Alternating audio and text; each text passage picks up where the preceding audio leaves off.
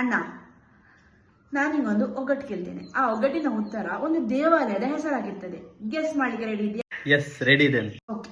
ಈ ದೇವಾಲಯದಲ್ಲಿ ಎಲ್ಲಾ ದೇವಾಲಯಗಳ ತರ ದೇವರ ಪ್ರತಿಮೆ ಪೂರ್ವಾಭಿಮುಖವಾಗಿಲ್ಲ, ಬದಲಿಗೆ ಪಶ್ಚಿಮಾಭಿಮುಖವಾಗಿ ಉಂಟು. ಯಾವ ದೇವಾಲಯ ಅಂತ ಹೇಳು ನೋಡುವ. ಇದು ನಮ್ಮ ಉಡುಪಿಯ ಶ್ರೀಕೃಷ್ಣ ಮಠ. ಹೌದು, ಇದು ನಮ್ಮ ಉಡುಪಿಯ ಶ್ರೀಕೃಷ್ಣನ ಮಠ. ಅಷ್ಟೇ, ಇದ್ರ ಹಿಂದೆ ಎಂತಾದ್ರೂ ಕತೆ ಉಂಟಾ?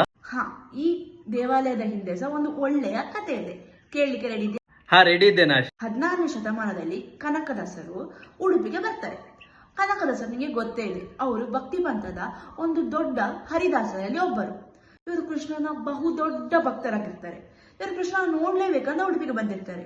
ಆದ್ರೆ ಇವರು ಕೆಳಜಾತಿಗೆ ಬಿಲಾಂಗ್ ಆಗೋದ್ರಿಂದ, ಆಗ ಜಾತಿ ಪದ್ಧತಿ ತುಂಬಾ ಇರುವ ಕಾರಣದಿಂದ ಇವರಿಗೆ ಕೃಷ್ಣ ಮಠಕ್ಕೆ ಪ್ರವೇಶ ಕೊಡುವುದಿಲ್ಲ. ಆದ್ರೆ ಇವರು ಬೇಜಾರು ಮಾಡುದಿಲ್ಲ.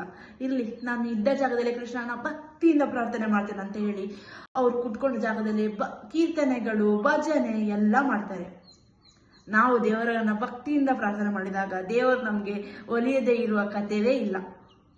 ಕೃಷ್ಣ ಇವರ ಪ್ರಾರ್ಥನೆಗೆ, ಇವರ ಭಕ್ತಿಗೆ ಒಲಿದು ತಾನಿದ್ದ ಪೂರ್ವಾಭಿಮುಖವಾದ ಕೃಷ್ಣ ಗೋಡೆಗಳನ್ನು ಒಡೆದು ಪಶ್ಚಿಮಾಭಿಮುಖವಾಗಿ ಕನಕದಾಸರಿಗೆ ದರ್ಶನ ಕೊಡ್ತಾನೆ. ಕನಕದಾಸರು ತುಂಬಾ ಖುಷಿ ಆಗ್ತಾರೆ. ಆ ಕನಕನ ಕಿಂಡಿ ಈಗ ಸಹ ನೀನು ಉಡುಪಿಯಲ್ಲಿ ನೋಡ್ಬೋದು.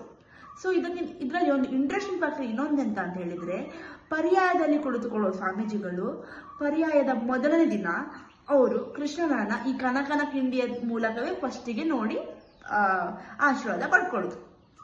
ಇದು ಅವರು ಆ ಕನಕದಾಸರಿಗೆ ಕೊಡುವಂತ ಒಂದು ರೆಸ್ಪೆಕ್ಟೇ ಸರಿ.